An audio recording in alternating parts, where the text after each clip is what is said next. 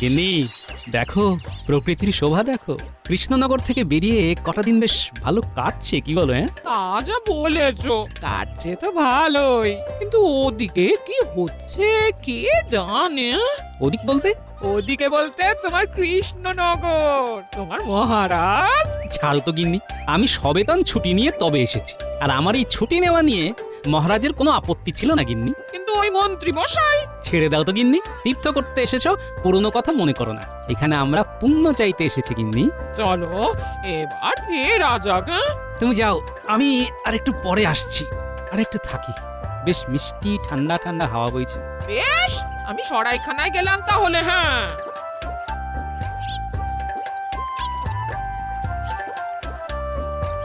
মহাশয়, আপনাকে দেখে মনে হয় আপনি খুব জ্ঞানী ব্যক্তি। মনে হবার কারণ? অল্প অল্প কথা বলেন, নীরবে থাকতেই পছন্দ করেন বলে আমার মনে হয়। আপনার অনুমান যথার্থ। আসলে আমি নীরব থাকতেই বেশি পছন্দ করি। এই আপনি এত বড় ব্যক্তি, আপনাকে বলতে সাহস হয় না, তবু বলি। আহা, আপনি এত কুণ্ঠা করছেন কেন? যা বলার বলে দিন, নিঃসংকোচে বলে দিন। দয়া করে যদি আপনি আমার ঘরে আসেন, তাহলে আমি আপনাকে একটা জিনিস দেখাতে পারি, এবং আমি স্থির নিশ্চিত যে আপনি ওই জিনিসটি দেখলে খুব তৃপ্তি পাবেন। কি এমন জিনিস রে বাবা, যেটা দেখে আমি খুব তৃপ্তি পাবো? না আমাকে নিয়ে যাবার পেছনে অন্য কোনো উদ্দেশ্য আছে? যাকে দেখাই যাক। কি ভাবছেন, আপনাকে আমার বাড়ি নিয়ে যাওয়ার অন্য কোনো উদ্দেশ্য আছে কিনা? বাবা, এই যে দেখি মনের কথা একদম গড়গড় করে বলে দিচ্ছে। হ্যাঁ, ভাবছেন তো আমি মনের কথা গড়গড় করে কিভাবে বলতে পারি? না আর কিছু ভাববো না। আমি যা ভাবছি সেটাই তো আপনি বলে দিচ্ছেন। আমি ভেবে কেন কষ্ট করি? আপনিও পারবেন। চলুন চলুন, আমার বাড়িতে চলুন, আপনাকে আমি বুঝিয়ে বলবো। আচ্ছা, আপনার বাড়ি গেলে আমাকে কি বোঝাবেন সেটা আমাকে এখনই একটু বুঝিয়ে বলুন দেখি। এই যে আমার বিদ্যের বোঝা, সেই বোঝাটিকে নামাতে চাই। বিদ্যাকে বোঝা বলছেন? এটা কি ঠিক? বর্তমানে ওটি আমার কাছে বোঝাই হয়ে উঠেছে। আমি উপযুক্ত পাত্রের হাতে সমর্পণ করে তবে আর আর আর আর আমার চোখে আপনিই সেই উপযুক্ত। কিন্তু একটি ভালো বিদ্যার হাত থেকে মুক্ত হতে চান কেন? আসল কথাটা যদি বলে ফেলি, তাহলে উনি আমার এই বোঝা নিতে রাজি হবেন না। হ্যাঁ মহাশয়, মহাশয়, আমার সংসার আদি নেই, একা মানুষ। মনের ইচ্ছে শেষ বয়সে উত্তরে হিমালয়ে গিয়ে তপস্যা করি। তাই অথচ অথচ গুরুর নির্দেশ তো উপযুক্ত পাত্রের হাতে বিদ্যা সমর্পণ করে তবেই যেতে পারবো। তা আমাকে কি করতে হবে? কিচ্ছু করতে হবে না, শুধু আমার বাড়িতে যেতে হবে। সেখানে গিয়ে দেখবেন এই বিদ্যা আপনাকে আমি অর্পণ করব। চল চল চল চলুন।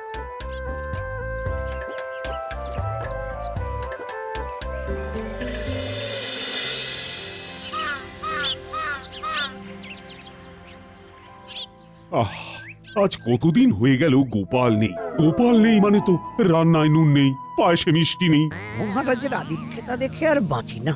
গোপাল ছাড়া আর যেন কেউ নেই, খালি গোপাল আর গোপাল আর গোপাল। সে এখন সবেতন ছুটি উপভোগ করছে। সেটাই তো মহারাজ বুঝতে পারছেন না। উনি ছুটি উপভোগ করছেন আর ভেবে মরছেন মহারাজ। কেউ কারো নয় মহারাজ, কেউ কারো নয়। আহ, তুমি চুপ করো তো মন্ত্রী। একটু সুযোগ পেয়েছো, অমনি গোপালের পেছনে কথা বলতে শুরু করেছো। পেরেছো কোনোদিন গোপালের মুখে মুখ লাগিয়ে কথা বলতে? গোপাল দেয় ধুয়ে আর মন্ত্রী পড়েন শুয়ে। বাবা কবি, আরে এসব কি হচ্ছে? তুমি ভুলে যাচ্ছ যে আমি মন্ত্রী।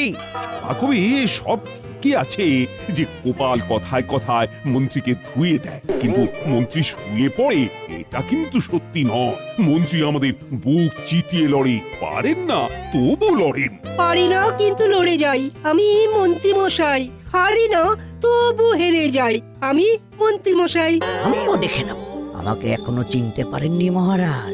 ছবল যখন দেব তখন বুঝবেন গোপাল এখন নেই। এই সুযোগটা এবার নিতে হবে। যেখানেই থাকুক গোপাল বেশ মজাতেই আছে। আপনি আপনি আপনি দাওয়াতে বসুন কেমন? হ্যাঁ, আমি বিদ্যা সমর্পণের ব্যবস্থা করছি। আচ্ছা, আপনি কি জানেন আমি কে? কি আমার পরিচয়? সব জানি। আপনি স্বনামধন্য মহারাজ কৃষ্ণচন্দ্র রায়ের অত্যন্ত প্রিয় পাত্র সভাসদ গোপাল ভাঁড়। আমার কাছে কিছুই অজানা থাকে না, আমি সব জানি। আর আর কিছুক্ষণ পরে জ্ঞান আপনার হয়ে যাবে। দাঁড়ান দাঁড়ান দাঁড়ান, আমি সব জিনিসপত্রগুলো নিয়ে আসি। এই বিদ্যা পাবার জন্য কোনো অধ্যয়নের প্রয়োজন নেই। এটা ভাবতেই কিরকম একটা লাগছে। দিব্য দৃষ্টি পেলে মহারাজের সুরক্ষার বিষয়টা ভালোভাবে দেখা যাবে। মহারাজের সুরক্ষার বিষয়ে ভাবছিলেন না? হ্যাঁ পণ্ডিত। এই নিন, এই প্রাচীন পুঁথিটি ধরুন, এটাই সেই বিদ্যা। এবার বলুন, বিদ্যা তুমি আমার, বিদ্যা তুমি আমার। বিদ্যা আজ থেকে তোমার। কি দৌড়চ্ছেন কেন? আরে আরে আরে পড়ে যাবেন যে। এ কি রে বাবা, বিদেশ বিভুঁই জায়গা, নদী ঘাট থেকে কোথায় গেল? এখানে তোর জানাশোনা কেউ নেই।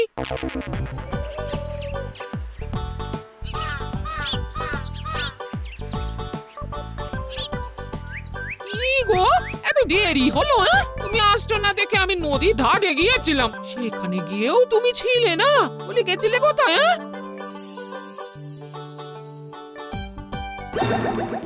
যা, মেয়েটার হাত থেকে বাচ্চাটা নদীতে পড়ে গেল।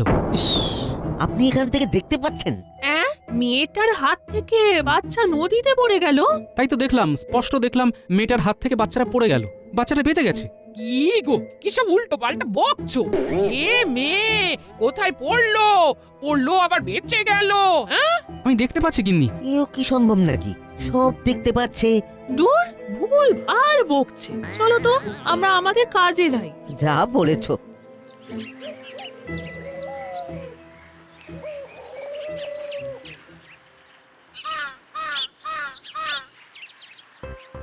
এটাকে বলে বাঁচা। রাখেন হরি, তোমার একে হাত থেকে বাচ্চাটা পড়ে গেল, কিন্তু কিচ্ছু হলো না। দেখেছো? কোথায় হয়েছে? নদীতে। বাচ্চাটা হাত থেকে পড়ে গেল জলে। আমরা তো চিৎকার করে উঠেছিলাম, গেল গেল। তারপর তারপর কি হলো? মেয়েটা কি হলো? মেয়েটা ভালো আছে তো? হ্যাঁ, বেশ ভালো আছে। চাপ বাবা, ওদের আবার কি হলো? দুজনে দৌড়ে কোথায় যাচ্ছে? চলো তো দেখি।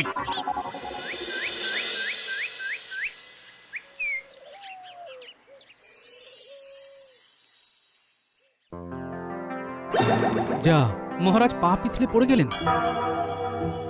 গিন্নি গিন্নি, এবার আমাদের যেতে হবে, মহারাজ খুব বিপদে রয়েছেন। সেই তখন থেকে কি সব বলে চেঁচিয়ে উঠছো? হ্যাঁ গো, তোমার মাথা ঠিক আছে তো? আমরা আজই রওনা দেবো গিন্নি, আমাদের চলে যেতে হবে, মহারাজের বিপদ। নাও গিন্নি সব গুছিয়ে নাও, আমাদের এক্ষুনি কৃষ্ণনগর যেতে হবে। আপনাদেরও যেতে দেব না ঠাকুর, কৃষ্ণনগর যেতে হবে না। আপনারা দুজন আমাদের এই হৃদয়নগরে আজীবন থেকে যান। হে ঠাকুর, আমার ভবিষ্যতে কি আছে একটু বলে দিন না, সময় একদম খারাপ চলছে। এই, এসব কি বলছো গো? তুমি আবার কবে থেকে ত্রিকালজ্ঞ হলে গো? মা, এ আমার কি সর্বনাশ হলো গো? আরে গিন্নি, করো কি? তো কেন? তোমাকে বললাম না, জিনিসপত্র বাঁধা চাঁদা করো, আমাদের ফিরতে হবে। ফিরতে হবে বললেই ফেরা যায়? সেই আপনি যান, ঠাকুরকে আমরা আমাদের হৃদয়নগরে রেখে দেব। রেখে দেবো বললেই হলো? আমার স্বামীকে তোমরা রেখে দেবার কে? আমরা তো বাবার ভক্ত, বাবা কি ভক্তদের ডাকে সাড়া দেবে না? ও বাবা, তোমার দিনহীন ভক্তদের তুমি ছেড়ে চলে যাবে? আরে এসব কি হচ্ছে? কি হলো? আপনি ওই রকম দৌড়ে এলেন কেন? এ বাবা যে সে বাবা নয়, একদম ত্রিকালজ্ঞ, মানুষের ভূত ভবিষ্যৎ সব বলে দিচ্ছেন। আরে একটু আগে নদীতে বাচ্চা পড়ে যাওয়ার ঘটনা উনি দেখতে পেয়েছিলেন। আপনার মেয়ের বিয়ে এই মাসেই হবে, বাড়ি যান, পাত্র দেখতে আসছে। সত্যি? বাবা, আমার কি হবে বাবা? একটু ভালো করে দেখে একটু বলে দিন বাবা। আবার যখন দেখতে পাবো তখন বলবো, এখন আমাকে যেতে দাও দেখি। কোথায় কোথায় যাবে যাবে বাবা? বাবা? আমাদের ছেড়ে কোথায় যাবে? আমরা আমরা আপনাকে ছেড়ে দেব না। কি সর্বনাশ, এবার কি হবে? না কিছু একটা ব্যবস্থা করতেই হবে।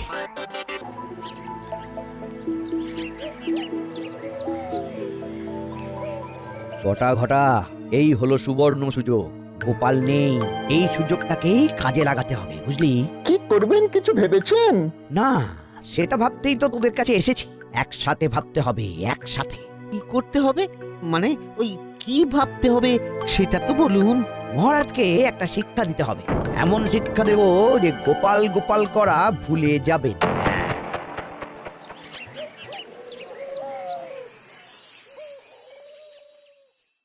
আবার কি কিছু দেখতে পেলে নাকি? মহারাজের খুব বিপদ গিন্নি। আমি দেখতে পেলাম মন্ত্রীমশাই বটা ঘটার কাছে গেছেন ষড়যন্ত্র করতে। না না, এবার আমাকে যেতে হবে গিন্নি। যাবে তো বলছো, কিন্তু যাবে কি করে? হ্যাঁ? লোকজন তো সব ঘিরে আছে, দরজা খুলে দেখো না, সবাই কিরকম তোমাকে পাহারা দিচ্ছে। হ্যাঁ, দেখি একবার।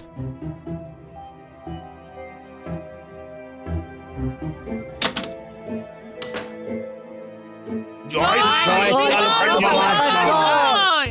বাবা সকালে বলেছিলেন মেয়েকে দেখতে আসবে, এসেছিল, ভালো পাত্র, বিয়ে ঠিক হয়ে গেছে। জয় ত্রিকালজ্ঞ বাবা, জয় জয় ত্রিকালজ্ঞ বাবা, জয়। আচ্ছা আচ্ছা আচ্ছা, সবার সব কথা বলবো, কিন্তু আমাকে একটু একা থাকতে দিতে হবে। নির্জনে ভাবলে মাথাটা খোলতাই হবে। তোমাদের কথা আরো বেশি বেশি ভাবতে পারবো। আমার কথাটাও ভাবেন বাবা, আমিও আপনার একটা সন্তান। আচ্ছা আচ্ছা, সবার কথাই ভাববো। আমাকে ভাববার সময় আর অবকাশ দিতে হবে তো, আমাকে একা থাকতে দিতে হবে। ঠিক আছে, আমরা কিছু সময়ের জন্য আপনাকে একা ছেড়ে দিলাম। এই এই চলো চলো চলো, সবাই চলো, বাবাকে একটু একা থাকতে দাও। গিন্নি, তোমার সব বাঁধা ছাড়া হয়েছে? ও হ্যাঁ, সব তৈরি আছে সব। চলো চলো চলো, সব নিয়ে এবার ভাগি। আর দেরি করলে বিপদ গিন্নি। এখন ভালোই ভালোই বেরিয়ে পড়লে কাল সকাল সকাল পৌঁছে যাব। হ্যাঁ চলো।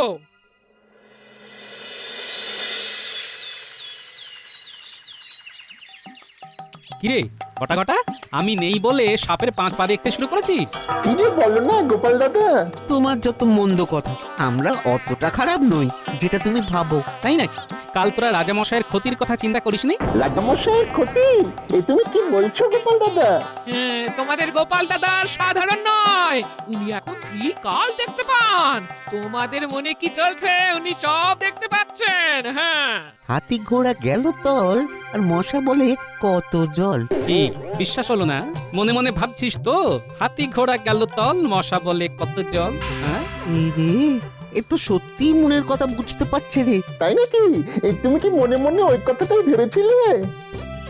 এই রে, আবার কাঁপছো? এবার কি দেখতে পাচ্ছ? আমি দেখতে পাচ্ছি কিন্নি, বটা ঘটার বাড়ির ছাদ ভেঙে গেছে, আর মন্ত্রীমশাই বাড়ি থেকে বের হলেই গর্তে পড়ে যাবে। ছাদ ভেঙে গেছে? যা হোক, একটা কথা বললেই বলো। মন্ত্রী মশাই নাকি গর্তে পড়ে যাবেন? যত বুঝরুকি। অত কথায় কি আছে? গিয়ে দেখে এসো, যাও। যা দেখে আয়। আমি সত্যি বলেছি না মিথ্যে বলেছি? অপরের ক্ষতি করা বন্ধ কর। চলো গিন্নি, আমরা এখন ঘরে যাই। স্নান করে আমাকে রাজসভায় যেতে হবে।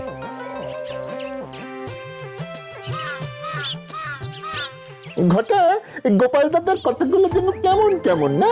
গোপাল দাদা সত্যি ত্রিকালজ্ঞ হয়ে গেছে নাকি রে? ওই লাগলে তুক আর না লাগলে তাক। এই চল বাড়ি যাই, দেখি আমাদের বাড়ির ছাদ সত্যি ভেঙেছে না আস্ত আছে। চল।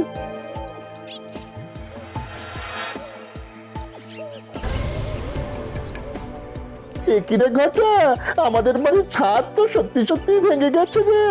এবার কি হবে? তার মানে গোপাল দাদা সত্যি ভবিষ্যৎ দেখতে পাচ্ছে।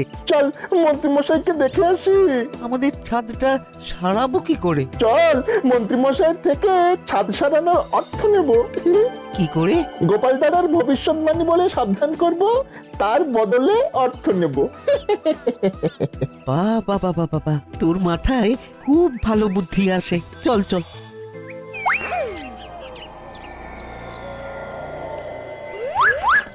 ঘটা, নে দুজনে মিলে মন্ত্রী মশাইকে ডাকি। মন্ত্রী মশাইয়ের ঘুম বড় করা। ঠিক বলেছিস, নে নে শুরু কর। মন্ত্রী মশাই, ও মন্ত্রী মশাই। এই শুনছো, তোমার বটা ঘটা এসেছে, তোমাকে ডাকছে। এই মন্ত্রী মশাই, ও মন্ত্রী মশাই, খুব বিপদে আছি। গোপাল দাদা চলে এসেছে। কি বললো? গোপাল ফিরে এসেছে এত তাড়াতাড়ি? ডাকো ডাকো ডাকো ডাকো, ওদের ডাকো। না না না, থাক থাক, আমি যাচ্ছি ডাকতে। এই এই কি বলছিস? গোপাল এসে গেছে? এই এত তাড়াতাড়ি তো আসার কথা ছিল না। শুধু আসেননি, দিব্য বৃষ্টি নিয়ে এসেছে। সে আবার কি? গোপাল সব দেখতে পাচ্ছে, আমাদের দেখে সব বলে দিল। বললো ছাদ ভেঙে যাবে, গিয়ে দেখলাম ছাদ ভেঙে গেছে। আমরা বাড়ি সারাবার জন্য কিছু অনুদান চাইতে এসেছি। আরেকটা কথা না বললেই নয়, গোপাল দাদা আপনার সম্পর্কেও একটা ভবিষ্যৎবাণী করেছে। কি বলেছে? বলেছে আপনি ঘর থেকে বেরোলেই গর্তে পড়ে যাবেন। যত ভুলভাল চিন্তা। ধ্যাৎ, গোপাল চালাকি করছে। গোপালের মাথায় কুবুদ্ধির একটা আস্ত কারখানা আছে, সেটা জানো না? আমাদের মনের কথা বলে দিচ্ছে যে। ওটাও চালাকি, ও ভীষণ চালু। শোন, ও সব সময় আমাদের সন্দেহ করে, সেই জন্য ও ওই কথাগুলো অত সহজে বলতে পেরেছে। কেন? আরে আমরা শয়নে, স্বপ্নে, নিদ্রায়, জাগরণে সবসময় কিভাবে গোপালের ক্ষতি করা যায়, মহারাজের ক্ষতি করা যায়, তাই আন্দাজে ঢিল মেরেছে। আর তোরা অমনি উগড়ে দিয়েছিস। আর ছাদ ভাঙার ব্যাপারটা? ওটাও একটা ঘটে গেছে। তোদের কতদিন বলেছি যে আম গাছের ওই শুকনো ডালটা কেটে দে, তোরা শুনিসনি। সেসব ঠিক আছে, কিন্তু আমাদের ছাদটা সারাই করবার জন্য কিছু অর্থ দিতে পারেন? দেখছি এখন এই সাত সকালে অর্থ করিস না তো। বাড়ি যা। তোরাও বুজরুকি দিয়ে আমার থেকে মোহর বার করতে চাস? তোরা এখন যা যা যা। সে না হয় যাচ্ছি, কিন্তু আপনিও সাবধানে থাকবেন, গর্তে না পড়েন। চল ঘটা। আমাকে বোকা পেয়েছে। ওরা যা বলবে আমাকে তাই বিশ্বাস করতে হবে। গিনে গিনে দাও বাজারে থলি দাও, বাজারটা করে আসি।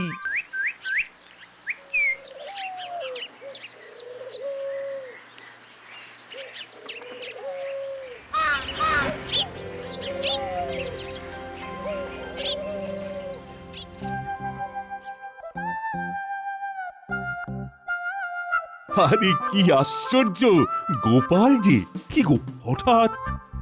কি বলবো মহারাজ, তীর্থে গিয়ে ওই কৃষ্ণনগর পিছু ছাড়ে না। সব সময় আপনাদের কথা মনে পড়ে। হঠাৎ দেখতে পেলাম আপনার বিপদ। আমার বিপদ তুমি দেখতে পেলে? হ্যাঁ মহারাজ, দিব্য দৃষ্টিতে দেখতে পেলাম যে মন্ত্রীমশাই বটা ঘটাকে নিয়ে আপনার বিরুদ্ধে ষড়যন্ত্র করছে। তুমি দিব্য দৃষ্টি পেয়েছো? পেয়েছি মানে তার জ্বালা আমি হাড়ে হাড়ে বুঝছি। তা তুমি এখন কি দেখতে পাচ্ছ গোপাল, সেটা আগে বলো। মহারাজ, মন্ত্রীমশাই গর্তে পড়ে গেছেন আর রাজজ্যোতিষীর ঘরে কুটুম এসেছে। তুমি দেখতে পেলে যে আমার ঘরে কুটুম এসেছে আর মন্ত্রী মশাই গর্তে পড়েছেন? আগে হ্যাঁ রাজজ্যোতিষী। বললেই হলো, আমি এত পড়াশোনা করে দিব্য দৃষ্টি পেলাম না, আর তুমি না পড়েই সব পেয়ে গেলে। মহারাজ মন্ত্রীমশাই গর্তে পড়ে পাপ ভেঙেছেন। সে কি, কখন হলো? আমার সামনে। আমি যথারীতি টহল দিচ্ছিলাম। মন্ত্রীমশাই বাজারে থলি হাতে বাজারে যাচ্ছিলেন, হঠাৎ দুম করে গর্তে পড়ে গেলেন। কিরে বানর সেনার দল, তোরা কেন এলি সেটা বল দেখি। রাজজ্যোতিষীকে ডাকতে। জ্যোতিষী দাদু, দিদিমা আমাদের ডেকে বললেন যে বাড়িতে আপনার ছোট ভাই এসেছে, আপনাকে এক্ষুনি যেতে হবে। তাই তো আমরা দৌড়ে দৌড়ে খবর দিতে এলাম। ওরে বাবা, এই যে দেখি জলে ভাসে শিলা, ত্রিকালজ্ঞ গোপালের এক নতুন লীলা। গোপাল, এ আমি কি দেখছি? তুমি ত্রিকালজ্ঞ হয়ে গেছো, তুমি ভূত ভবিষ্যৎ দেখতে পাচ্ছ। এবার বলো তো, আমার রাজ্যের প্রজারা কেমন থাকবে? আগামী 10 বছর কোনো কষ্ট নেই। 10 বছর? মহারাজ, সুখের পর যেমন দুঃখ আসে, তেমনি দুঃখের পর সুখ।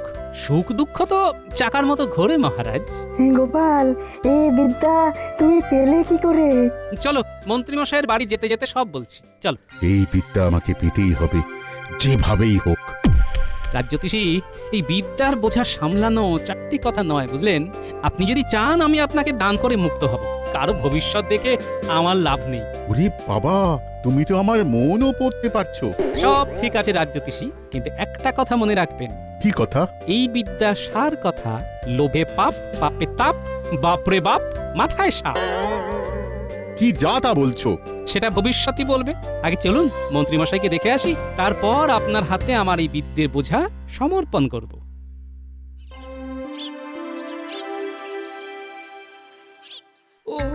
ওরে বাবারে, ওরে বাবারে, ওরে বাবারে, কি সর্বনাশের কথা গো!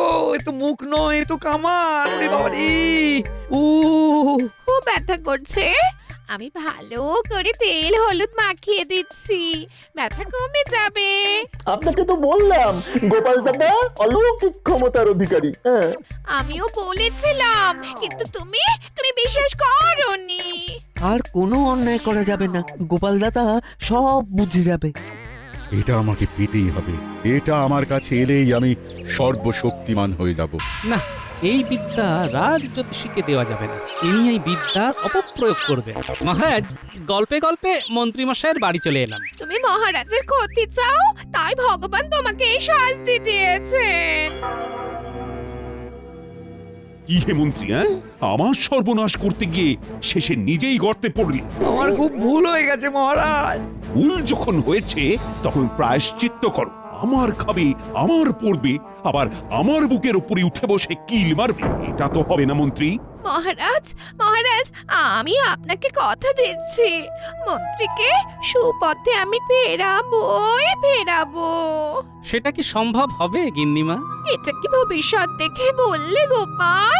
যার 9 হয় না তার 90তেও হবে না, এটা বলতে ত্রিকালজ্ঞ হতে হয় না। তাহলে এবার এই বিদ্যাটা আমাকে দান করার ব্যবস্থা করো। রাজজ্যোতিষী, আমি কোনো নির্লোভ ব্যক্তির হাতে এই বিদ্যা দেব, আপনাকে দেব না। কারণ আপনার মনে লোভ, আপনি কৃষ্ণনগরের ক্ষতি করবেন, এটা আমি দেখতে পাচ্ছি। তাই যতক্ষণ না আমি নির্লোভ কোনো লোক পাবো, এই বিদ্যা আমি আমার কাছেই রেখে দেব। খুব ভালো প্রস্তাব, এটা এখন তোমার কাছেই রেখো। মহারাজ, আমাকেও আপনি আপনার কাছেই রাখুন মহারাজ। সেটা ভেবে দেখবো। আপাতত রাজবৈদ্য মন্ত্রী চিকিৎসা শুরু করো।